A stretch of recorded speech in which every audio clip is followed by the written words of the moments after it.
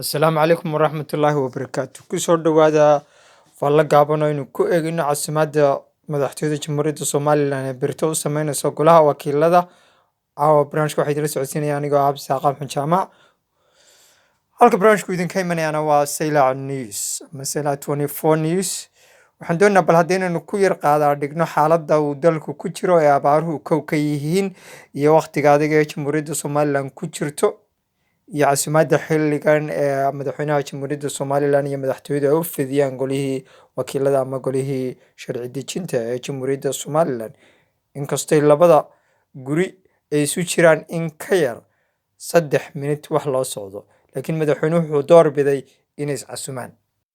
Caasimaddani maaha tii sharciga ahayd ee uu sanad kasta madaxweynuhu ku hor iman jiray labada gole aqal ee Jamhuuriyadda Somalilan oo la isku yiraahdo aqalka baarlamaanka waa guurtida iyo wakiilada.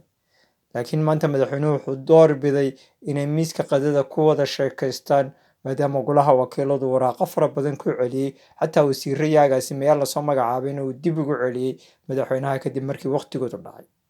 Madaxweynuhu xilligan kuma faraxsana maadaama aqalka golaha wakiilada uu mucaaradku maamulo, inkastoo mucaaradka laftiisii xilligan oo godkooda biyo ugu soo galeen oo la kala diri doono haddii doorashadu ay dhacdo. Laakiin su-aasha maanta mudane waxay tahay xaaladda dalku ku jira waa abaaro iyo biyo dhaamis, dadkana way ku adag tahay xaaladdan xilligan. Laakiin madaxtooyadu waxay door biday inay kharash fara badan ku bixiso inay casunto dad ku dhow 500 oo qof.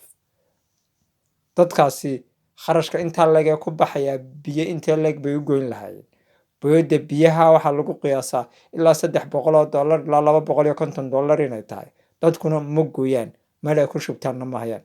Xukuumadda wasiirkeeda biyaha u qaabilsan wuxuu sheegay inay 500 oo ceel hore dalka uga qodeen, laakiin ceelashii xilligan waa la leeyahay biyahoodiina lama hayo. Dadka qofka biyo helaa xilligan waa qof lacag ka hela magaalooyinka ama dibadda ay dadkiisa uga diraan. Jamhuuriyadda Somalilan xilligan waxay isku dul wareysanaysaa miiska caasimadda iyo qadada ballaaran ee berito la filayo haddii Ilaahay ka dhigo inay ka dhacdo aqalka madaxtooyada Jamhuuriyadda Somalilan.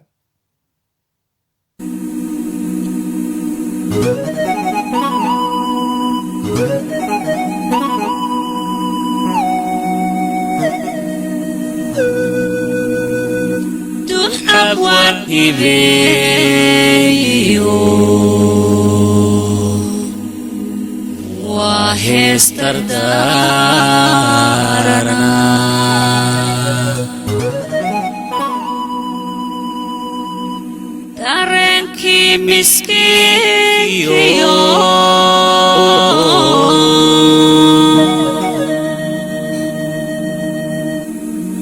waa dabuubtii maatada.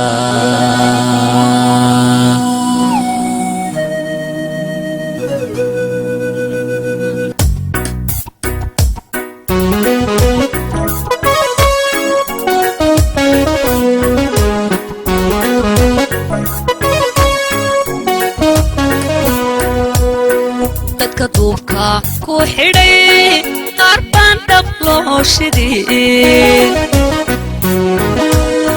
Dadka duubka ku xidhay qaar baan dhab loo shidin.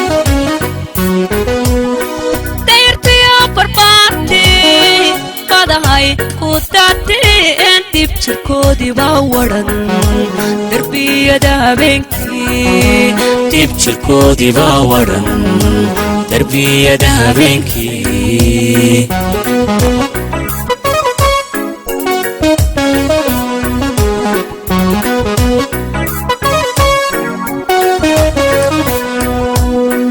Dadka duubka ku xidhay qaar baan dhab loo shidin. Dadka duubka ku xidhay qaar baan dhab loo shidin. Dayrtiyo barbaartii badahay ku daateen dib jirkoodii baa wadhan